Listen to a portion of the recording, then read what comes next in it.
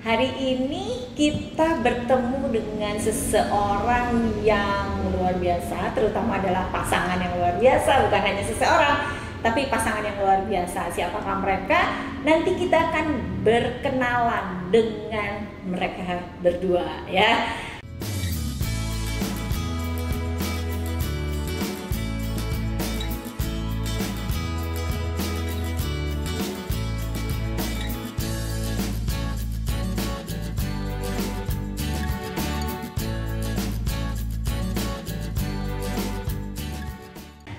Yang pernah kita tahu adalah beliau adalah bankers. Namun tiba-tiba berbagai macam produk hadir di meja aku. Terima kasih kunjungannya. Terima kasih. Nah, ini adalah contoh profesional yang pindah kuadran menjadi entrepreneur. Kepo nggak? Kepo banget ya? Ya, kita langsung akan berkenalan dengan pasangan yang romantis karena kita tadi sudah jalan-jalan, sudah ngobrol dan ternyata memang kolaborasi yang luar biasa di dalam rumah tangga.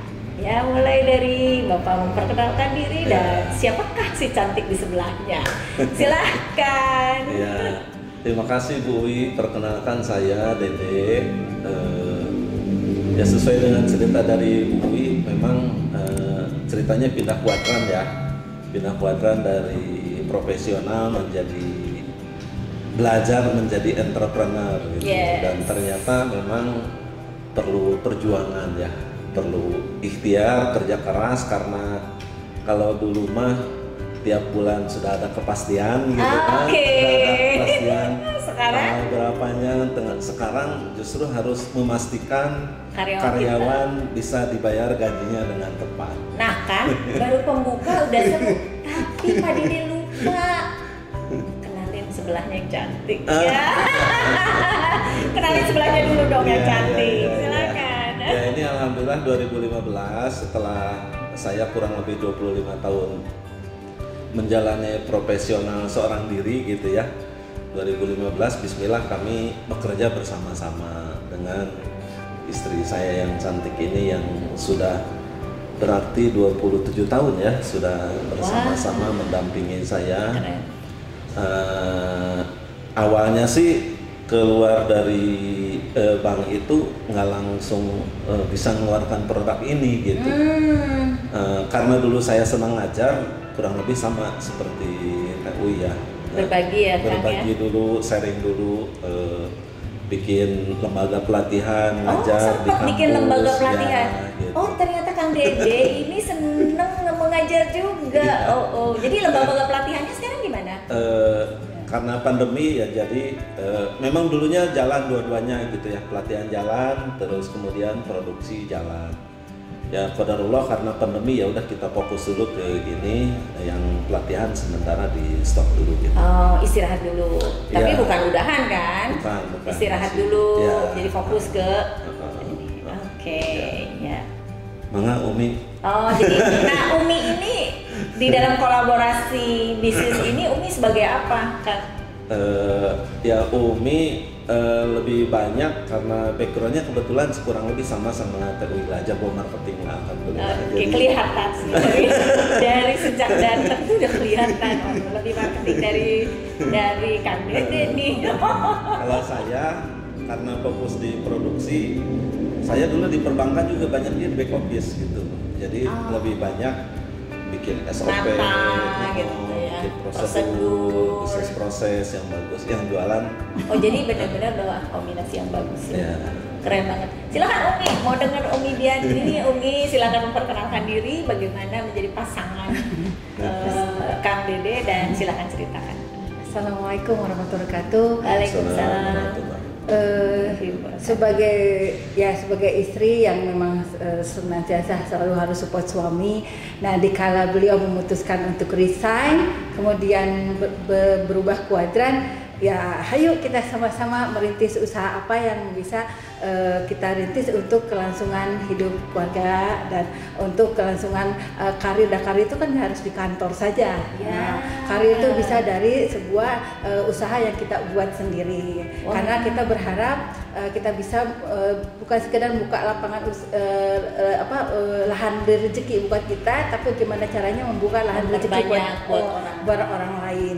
Ya mungkin ini kesempatan kita untuk bisa memberikan lahan rezeki buat orang banyak. Wow, ya coba bayangkan kolaborasi daripada Kang Dede, dari cara dan semangatnya aja udah kelihatan siapa ya. Umi dia ini marketing sejati. Nah, terus gimana sih Umi pertama kali ya Kang Dede itu mutusin udahan gitu. Nah, pasti kan ada perasaan yang tidak seperti yang disampaikan ini gimana sih perasaan pertamanya? Yang jelas kan barusan sangat support, tetapi waktu pertama kali dengar Kang Dede itu apakah memang sudah direncanakan sebelumnya atau memang Kang Dede tiba-tiba gue pengen udahan gitu. Gimana tuh? Memang waktu awal rencana mau resign udah sempat ngobrol dan kita kalau saya pribadi beranggapan yang bekerja kan beliau, yang merasa nyaman dan tidak nyaman adalah beliau. Jadi keputusan beliau untuk resign artinya dia udah memikirkan panjang apa yang akan dilakukan setelah resign. Jadi intinya kami keluarga hanya memberikan suatu kepercayaan besar. Sebagai kepala keluarga beliau pasti sudah memikirkan 100 kali lipat untuk memutuskan resign. Wow, ini adalah satu mentality yang luar biasa ya para pemirsa. Bayangin, semoga ini menjadi inspirasi buat seluruh istri-istri ya, bahwa mensupport suami, bahwa 100% percaya dan mendukung itu ternyata membuahkan hasil. Yang pertama memang mentality bahwa bukan kenapa sih Pak gitu, dan dengan nada yang tadi muka kayak aku tadi itu nadanya tinggi gitu ya, tetapi bahkan yes Pak mau apa gitu ya, mau apa sok saya support, saya sekarang bagian daripada organisasinya Papa gitu ya. Keren. Nah itu adalah satu resep utama kenapa percepatan di dalam bisnisnya itu semakin bagus. Nah ceritain dong dari karyawan, terus organisasinya gitu, bisnisnya, terus sampai ke produknya jadi kemasan kayak gini nih. Umi apa Kang Dede nih? Umi aja. Umi aja.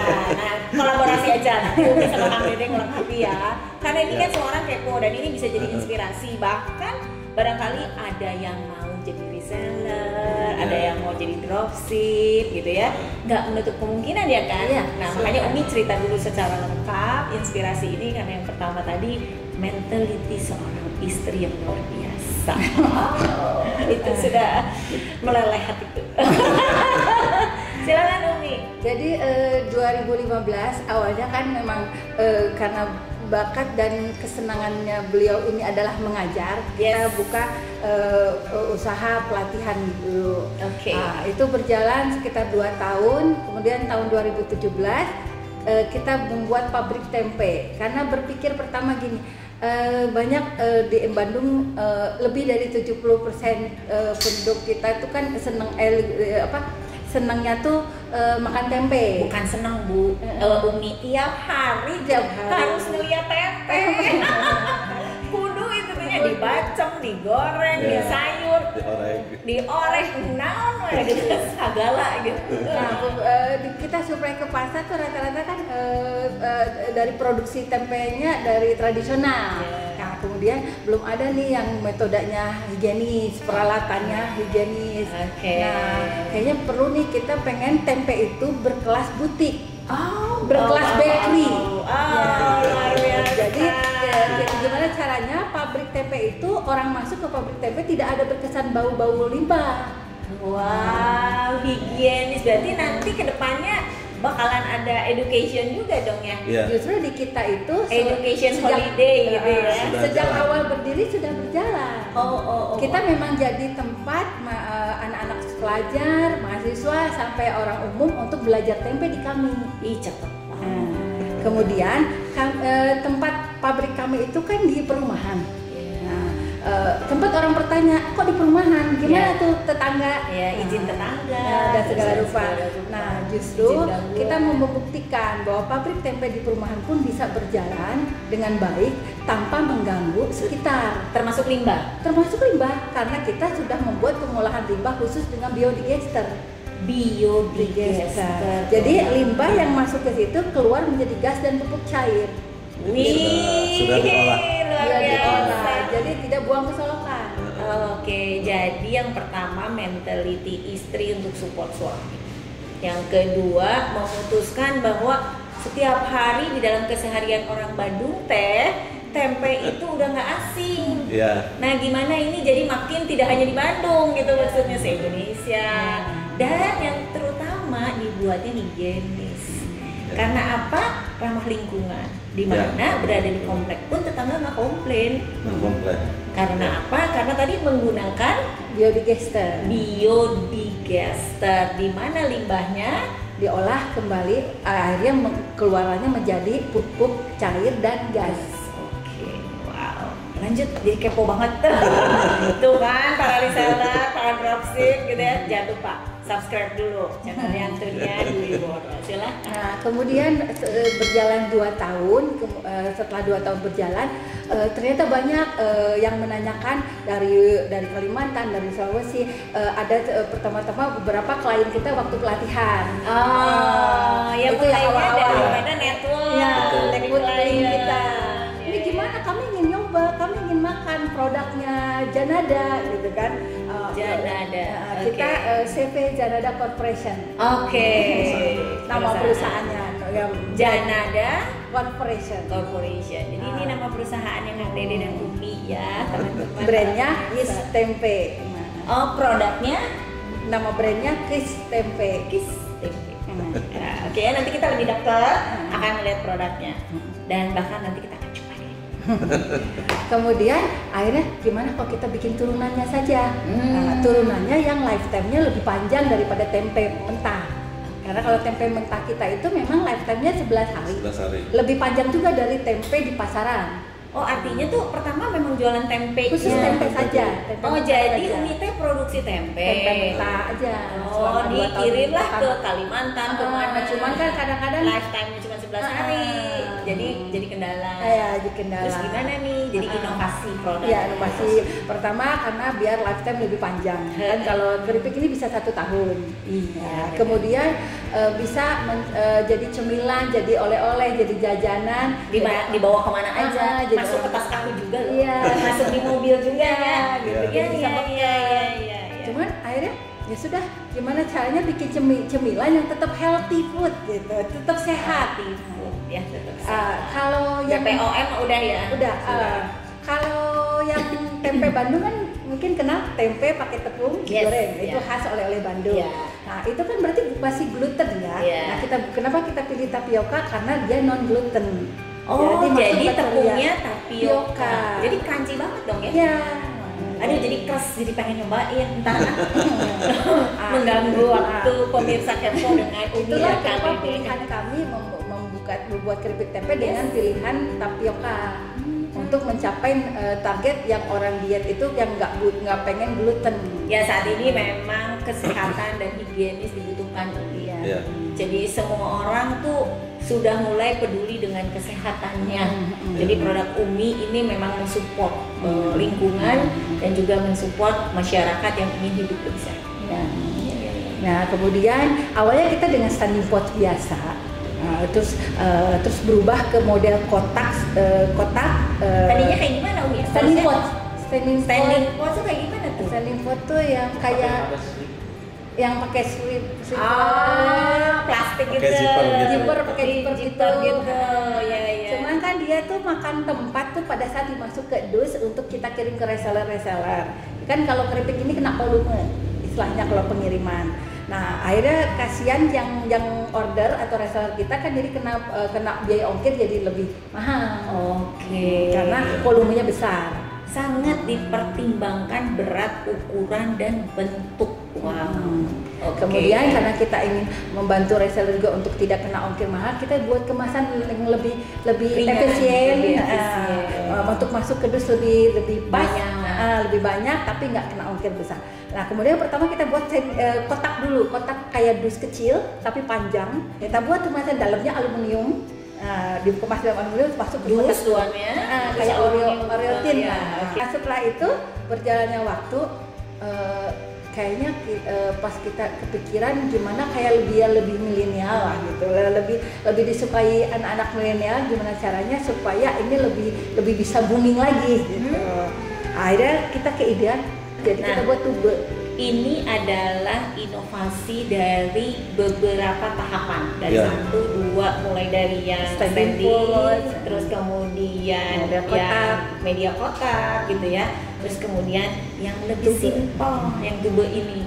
Selain bentuknya tube, dia simpel untuk membantu para reseller yang ternyata dan memikirkan para stakeholdernya, customer lebih mudah, terus juga reseller nggak terlalu mahal dengan ongkir. Keren banget sih Umi nih, pantesan pengen keluar dari salah satu resep, pengen keluar ya dari Bankers ya ini nih gitu ya, ada mutiara dan berlian di dalam rumah sebagai leverage-nya, sebagai mesin penggeraknya.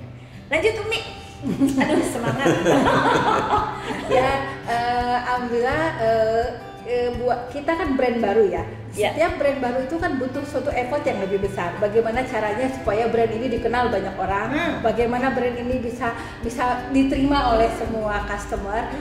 Kita banyak bekerja sama dengan para dinas-dinas, acara-acara dari Desperinda. Jadi bikin itu mereka kalau ada pameran-pameran ada.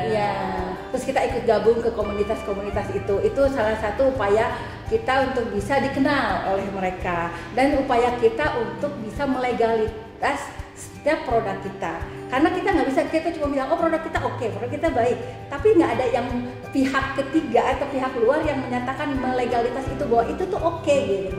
Akhirnya kita bagaimana caranya ini selain ada halal, selain PIRT, bagaimana kita bisa mempunyai legalitas HACCP, SEI, yang alhamdulillah akhirnya sekarang semua itu kita capai. Apa itu? Aku nggak ngerti soalnya namanya produk retail, jadi aku nggak ngerti. Kalau HACCP itu standar keamanan pangan internasional. Jadi kita untuk go ekspor sudah punya sertifikat itu, kita udah mudah melangkah untuk ekspor. Nah, terus yang kedua SNI, standarisasi nasional Indonesia.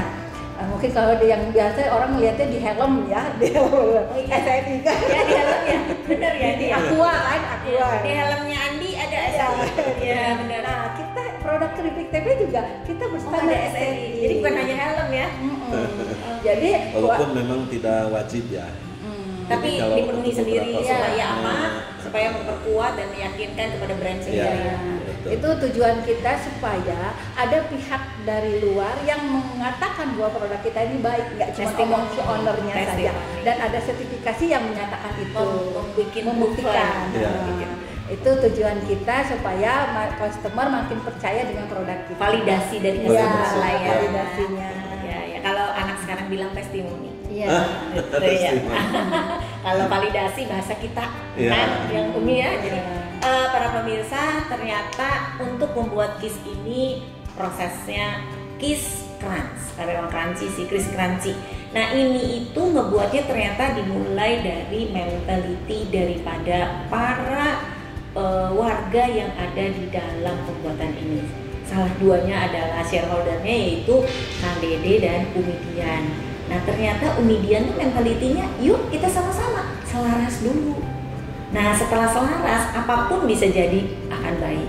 Kemudian mulai dari riset. Emang kalau bankers ya susah ya, jadi semua juga mulainya dari riset. Nah jadi mulai dari riset, di mana tempe adalah konsumsi masyarakat Jawa Barat dan kemudian Bandung dan Jawa Barat, khususnya Indonesia. Dan kemudian dibuatlah menjadi lebih cantik. Jadi pertama membuat tempe, dikirim ke seluruh Indonesia, tapi ternyata daya tahannya cuma 11 hari, sehingga dibuat inovasi baru lagi yang dibuat bisa sampai 1 tahun. Terus mencari pembuktiannya, yang cara pemasarannya adalah masuk ke komunitas, juga bekerja sama dengan dinas. Supaya apa? Supaya memperkuat branding. Nah, memperkuat branding ini juga seluruh syarat-syarat standar di dalam higienis, di dalam standar internasional ataupun standar lokal itu sudah dipenuhi. Jadi benar-benar strategi marketingnya, riset developmentnya, terus kemudian tadi dibilang ya, Kang Dede bilang SOP-nya, semua itu dibuat dengan baik. Karena apa? Termasuk termasuk limbah aja dipikirkan. Jadi walaupun saya di komplek, saya tidak mau mengganggu tetangga saya, sehingga saya menggunakan teknologi agar limbahnya menjadi cair dan gas. Wow, sehingga jangan takut kalau mau jadi reseller. Wow, gitu ya. Ini adalah satu produk Indonesia yang keren, siap untuk go internasional. Amin. Gitu ya Umi ya. Lagi persiapan kan untuk itu? Insya Allah. Sekarang udah kemana aja nih Umi, negara yang dituju? Kalau yang udah sekarang Abi aja sekarang ngomong. Nah, gantian Abi dong ya, silakan. Alhamdulillah ya, 2020 kemarin lagi pandemi kan, kita karena biasalah pasti semua segmen kan menurun gitu ya, volume dan lain sebagainya. Nah kita perbaiki di internal, SOP-nya, kemudian tadi standar-standarnya kita sempurnakan gitu ya, kita bereskan supaya apa, nanti setelah beres pandemi kita udah tinggal lari aja gitu. Jadi termasuk SNI juga baru 2021. HACCP tadi, kalau cerita HACCP itu Hazard Analytical Critical Crisis Point. Jadi ceritanya bagaimana si pangan itu kan sebetulnya ada resiko ya pada saat kita mengkonsumsi itu. Kemudian di internasional itu ada namanya tadi standar HACCP itu. Nah, standar HACCP itu tujuannya adalah bahwa produk-produk yang sudah memiliki standar HACCP itu ya sudah layak untuk dikonsumsi karena terhindar dari resiko-resiko kritis tadi gitu. Jadi itu diaudit lumayan teh, 6 bulan kita diaudit, dari mulai dari mulai bisnis prosesnya, alur prosesnya, barangnya, kemudian di lab juga standar labnya seperti apa, sampai ke prosesnya, titik-titik kritisnya di mana. Jadi tiap tahun kita juga nanti diaudit tiap tahun apakah masih sesuai standar atau gimana. Pokoknya kurang lebih kayak di bank lah, kita bikin SOP, bikin apa harus comply gitu. Setelah comply akhirnya ya udah selesai di situ kan, karena kan kita perusahaan baru, perusahaan kecil.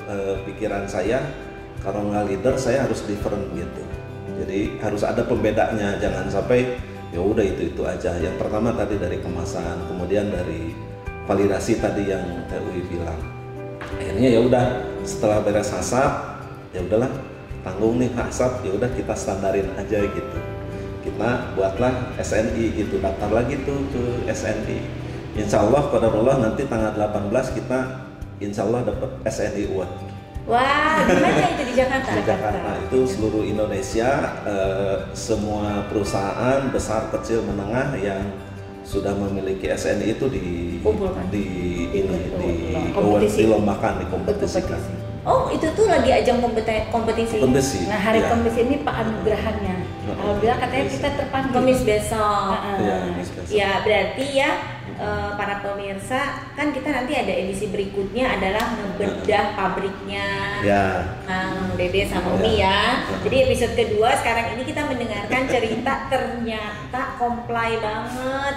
Jadi nggak cuma asal bikin, nggak cuma, jadi termasuk marketingnya nggak cuma setahun selesai. Ternyata COVID ini memberikan berkah di mana persiapan untuk go internasional. Jadi SOP-nya, terus semua sertifikasi, standarisasi nasional internasional. Itu adalah cara pemikiran yang luar biasa. Jadi ketika musibah COVID ini yang kita tidak semua suka, tapi di saat itulah kita juga harus melakukan aktivitas yang produktif.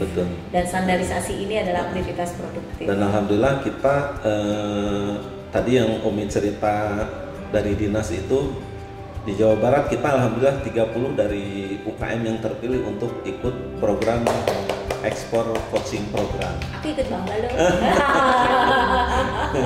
Aku ikut bangga. Ya kita dibimbing tuh teh bagaimana mempersiapkan ekspor, di coaching dan lain sebagainya. Makanya tadi ada yang produk-produk kita alhamdulillah di Jerman sudah sampai, di Hong Kong, ke Belanda, ke Taiwan, ke Malaysia. Yang lucunya waktu bisnis coaching kapan gitu ya, lagi kita bisnis coaching dengan Belanda, si calon bayarnya udah pegang produk kita. Kami juga gitu. Serius? Iya. pas kita lagi presentasi si bayarnya produk Anda yang Udah ini coba, kan, kan? jadi udah pegang, udah coba. Enak, udah coba. Oh, oke, jadi keren banget ya. Jadi benar-benar luar biasa gitu ya. Bayangin ya, jadi dari bankers go internasional. Amin. Bismillah. Bukan hanya bankers pindah kuadran ke entrepreneur, tetapi juga go internasional. Itu berapa lama sih sampai dengan go internasional? Masih proses ya, jadi kepikirannya sih setelah kita ngerubah kemasan menjadi ini, saya pikir sayang juga gitu karena kita ada effort untuk Effort membuat cukup besar kemasan. ya. Gitu, sayang juga kalau misalnya produk lain aja bisa tersedia di mana-mana. Kenapa kita Saya enggak, gitu. saya ekspektasi karena kan tempe kan produk khas Indonesia gitu, harapannya tempe bisa go internasional melalui KIS Tempe. Wah, bangga saya sebagai warga Indonesia ya. Nah, coba dari keluar sebagai profesional bankers, terus jadi entrepreneur, terus mulai berpikir go internasional itu berapa lama sih jedanya? Siapa tahu ada yang, aku terinspirasi, barangkali nanti ada tahu gitu, barangkali nanti ada yang lainnya. Tapi kan juga harus dimulai dengan step-step yang Umi dan Kang Dede juga sampaikan. Kalau pabrik tempe di sendiri sih 4 tahun. Ini menginjak tahun keempat. Untuk jadi go internasional tahun keempat ini. Sebenarnya dari sebelum pandemi kita sudah ada pembicaraan dengan calon buyer Vietnam sama Singapura. Cuman kepotong pandemi, jadi ke pending. Nah ceritanya udah mulai kita coba follow up kembali yang kemarin sempat tertunda. Ya itu penundaan tapi hikmahnya banyak. Amin. Ya. Dengan standarisasi makin baik. Nah ini yang menarik teh punten di kemasan ini ada logo ini Sustainable US Soy. Di bawah barcode, oke. Ada Sustainable US Soy. Ini alhamdulillah 2019 kalau nggak karena tempe saya nggak bisa ke Amerika. Diundang ke Amerika. Jadi 2019 alhamdulillah sebelum pandemi bulan Agustus, karena tadi balik lagi tadi Tewi bilang inovasi, karena kan kita ada di komunitas nih, komunitas tempe. Kebanyakan komunitas ya udah mereka produksi fokus di tempe aja. Tadi saya bilang kalau nggak better harus different kan. Nah inovasi produk kita tadi kalau yang diajak ke Amerika itu teh yang lain-lain mah volumenya udah sekian ton, udah apa. Kita masih kecil tapi karena kita inovasi, ya alhamdulillah kita diajak salah satu yang diundang. Alhamdulillah dapat MOU ini. MOU. Ini kalau pada saat ekspor ke luar negeri, pada saat ada logo ini justru nilai jualnya ya, bisa udah mudah untuk masuk. Kerjasama ini MOU ini berapa for jangka panjang. Jadi karena kita divalidasi tadi setelah ke Amerika kan saya bawa produknya tuh. Amerika susah loh masuk. Nah ini alhamdulillah kita dapat logo ini dan boleh dipasang di kemasan kita gitu. Jadi pada saat masuk ke luar, kalau sudah ada logo ini ada nilai. Jadi kalau kita tidak dapat calon buyer di Amerika ini akan lebih mudah, apalagi di Zoom. Ya. Terus harapan 5 tahun ke depan. Kan ini udah nih existing kan, berarti kan kita udah nih pandemik beres. Kalaupun enggak, kita nggak pandemik beres sih, kita sekarang mulai bekerja bersama-sama dengan COVID. Betul. Ya, jadi kita harus jaga diri kita. Kayak kita tadi kan kita harus prokes, kita pastikan diri kita, jaga kesehatan kita. Terus ya kita selalu tahu, makanya kenapa juga Umi dan Kang Dede bikin produk yang higienis. Salah satunya juga mendukung agar kita bisa bersama-sama berdampingan dengan COVID. Betul. Ya, target kedepannya sih kita bisa punya pabrik kedua dan ketiga. Dan amin. Dan ekspornya kita udah benar-benar meluas. Amin. Kontaineran. Wow. Dan kemudian kita punya riset baru yang mau dikembangkan lagi, yaitu rendang tempe dalam kemasan kaleng. Oh, produk inovasi baru. Rendang itu Indonesia loh Pak. Ya. Jadi si tempe segar itu kita olah dengan bumbu rendang, terus kita kalengkan kayak seperti kornet seperti itu. Nah, jadi itu lifetime-nya akan lebih panjang. Pokoknya intinya kita pengen tadi bagaimana caranya tempe bisa mendunia. Jadi dengan dibegitukan kan awet lebih lama, akhirnya bisa sampai ke Emang ya, Serbia. Umi ini ternyata walaupun ibu rumah tangga, ininya itu apa namanya, pikirannya itu semeter di atas kepalanya gitu loh. Jadi apa terus aja berpikir gitu ya. Jadi ini keren banget. Jadi para pemirsa, ternyata kita walaupun ada bencana COVID atau ada krisis lainnya juga yang menimpa kita, tapi tetap berpikir secara inovatif, tetap punya satu keinginan, punya satu mimpi yang bisa kita kejar dan harus dilakukan secara bertahap. Ya, nah apa yang dilakukan Umi sama Kang Dede ini, saya apa namanya, keren banget lah ya, jadi saya speechless. Nah, tapi bagaimana jadi dari profesional go to entrepreneur, either go internasional, itu semua setiap stepnya dipertimbangkan dengan baik dan benar. Dan bahkan jadi nggak asal kita hit and run, tetapi setiap stepnya jelas. Keren banget ya. Jadi saya percaya Anda akan sustain, Anda akan bersaing dengan siapapun. Amin. Karena semuanya benar-benar tahap-tahapannya itu sangat dipertimbangkan dan diperhitungkan. Gara-gara tempe berangkat ke Amerika, gara-gara tempe keliling dunia.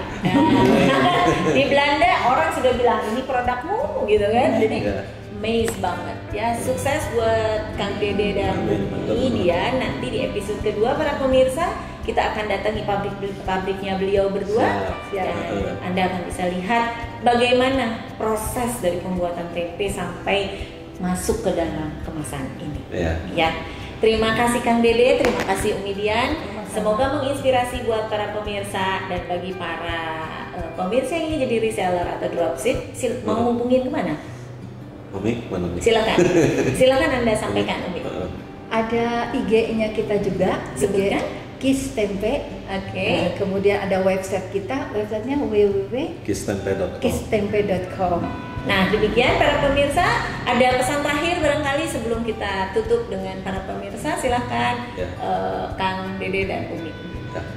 Terima kasih Tawi, kesempatan yang baik. Jadi artinya Bismillah dimanapun, kapanpun kita, yang penting adalah punya niat untuk bisa memberi manfaat lebih banyak kepada orang lain dalam bentuk apapun ya. Amin. Dalam bentuk apapun, kepada siapapun, sehingga orang bisa mengenal kita bukan karena diri kita, tapi orang bisa mengenal kita karena apa yang bisa kita berikan untuk orang lain. Amazing. Umi? Sedikit nambahkan saja, hikmah dari usaha kami ini, satu hal penting yang kami ingat, jangan pernah berhenti untuk belajar dan mencari tahu dari banyak orang. Jangan pernah berhenti untuk mencari banyak teman, karena di situ kita bakal banyak sharing-sharing baru, ilmu-ilmu baru dan info-info baru. Seperti itu. Wow, ya pesan terakhir dari Kang Dede dan Umi jelas banget. Ciptakan legacy dan berikan manfaat buat banyak orang. Jangan pernah mau berhenti belajar dan terus bersama mencari teman dan teman. Untuk apa? Untuk kita saling mempunyai komunitas, sharing, menambah pengetahuan kita dan saling berbagi. Terima kasih Kang Dede, terima kasih Umi Dian. Salam bahagia.